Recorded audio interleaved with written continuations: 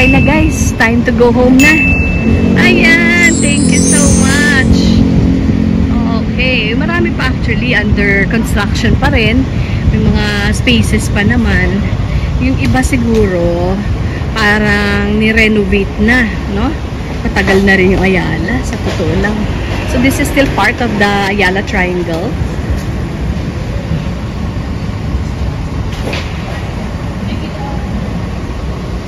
Malawak siya, malawak. So,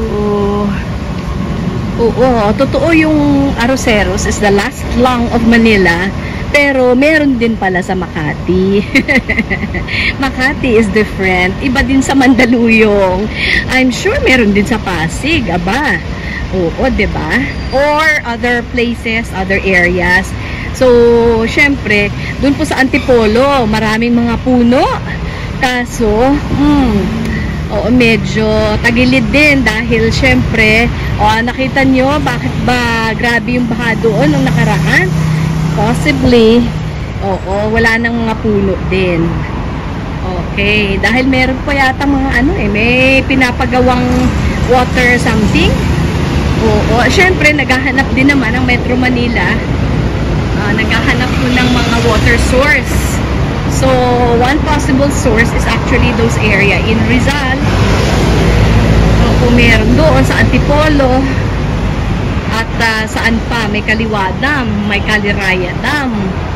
Ang dami na nga mga dams eh. Oo, kasi sobra din naman kadami ang mga tao dito.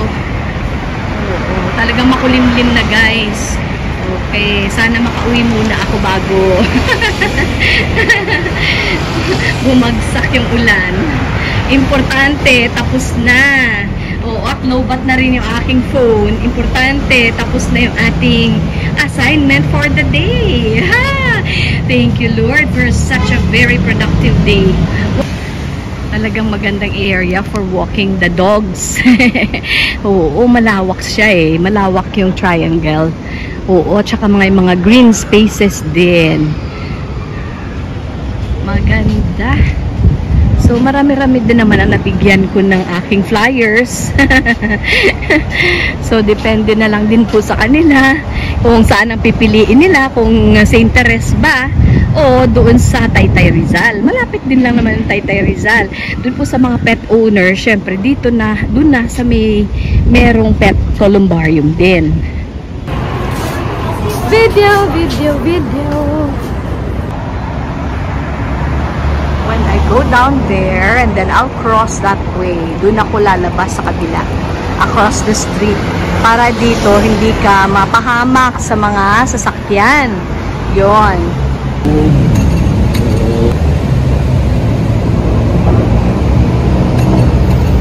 Ayan siya guys, sa taas, sa ceiling po na dito sa may Bandang Legazpi. Okay, it's all painted. Dito rin po sa kabila. There's a bee and then some birds. Okay, ganyan siya eh, Ikutan natin. Ganyan. Okay.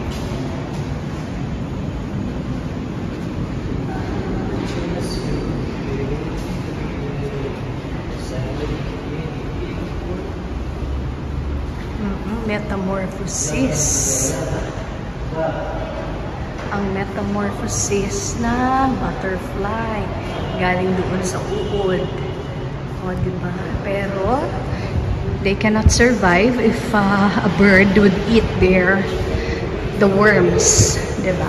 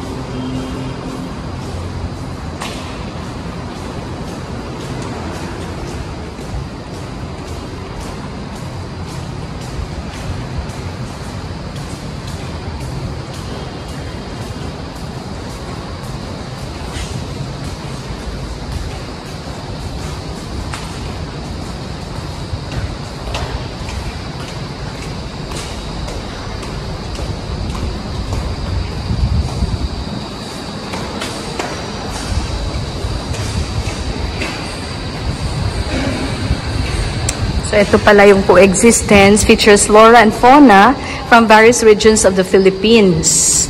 To symbolize the diversity and vibrance of Makati, a melting pot where people from different parts of the country have converged. It also tells the story of how humans and nature can harmoniously thrive together. The artwork is located at the Legazpi Underpass, a gateway that leads to Ayala Triangle Gardens, the urban oasis where one can commune with nature right at the center of the city. The artists, Janica Rina and Jerson Samson, aim to show the viewers the importance of the coexistence among all living creatures. It reminds us to value the natural treasures in our homeland, as indigenous plants and wildlife could move to extinction while the climate changes and time passes. Coexistence is a commissioned artwork by Ayala Land and Masaya. Learn more about the piece here. Okay, ayan. If you want. So, green belt na po. Malapit na sa green belt. Yung mga, dahil dumilim na, pero I think maaga pa naman siya.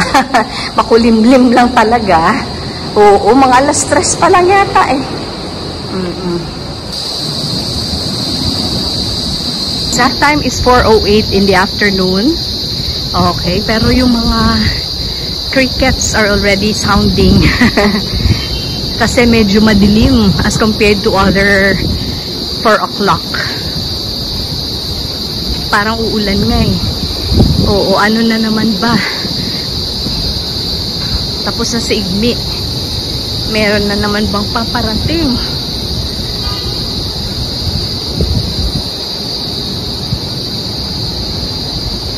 So, green belt na. And the Makati or Ayala Museum. Pero we'll hurry, we'll go home na. Kasi, uy, ano yan? Parang cherry blossoms ah. Oo.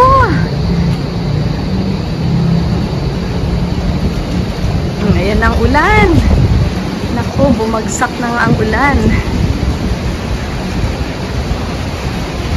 Sige lang. Anyway, dito sa Legazpi, makakatawid tayo with cover.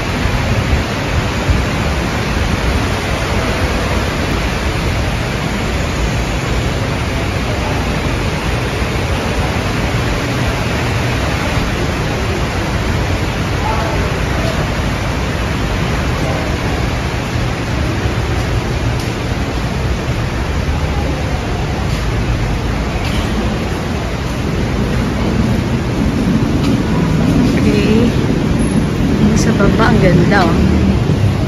Diba? Ang ganda niyan. It's a coffee shop, I think. Ano ba yan?